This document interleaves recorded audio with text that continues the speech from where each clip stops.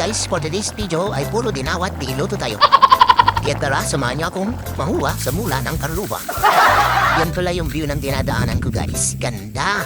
Ang payapa. Wow! Ang dami ko rin pa ng bodyguard guys. Mga 3, ay 4. At dito nga guys, hindi ko pala napatay yung video, kaya buyain nyo, tanong maulaw kayo. At yan, nandito na tayo. Ito pala ang unang target natin. Curtis ang tawag nito sa amin. Sa inyo, anong tawag nito? Comment ka naman, oh. Ayan, so nagayam takin mula, tapos isu na pa'y agala. Iti ipadawat na. So, agala tayo, tabaka, dabay makunana. Ayaw, di ma. Tinulungan rin pala ako ni Mami dyan manguha, kasi kailangan daw makuha ay yung hinog na. Ay, hinog ba tawag dun? Basta, di na tang kinanin kasi.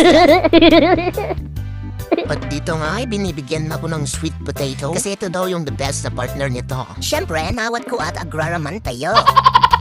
At dito nga ay may bunga daw na konti yung sitaw. Siyempre, nalap na tayo may babain ko. Okay, nakapalengke na tayo. Hintay agluto. Habang nagpreprito nga tayo dito, tituloy na nating tanggalan ng bataw kasi yung buto lang pala nakakain dito.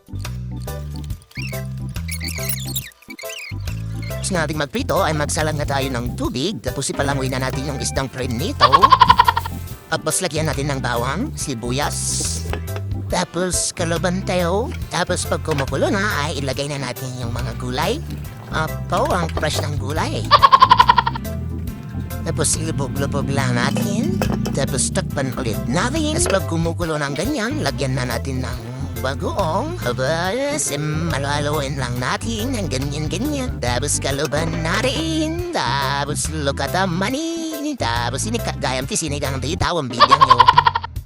Nilagyan ko rin ng magic syrup, syempre. Tapos ganyan, halo-haloin lang natin. Tapos pag kumukulo ng ganyan, ikabel mo bitin, nagisabong, mentid na kanyam di Valentine's Eve.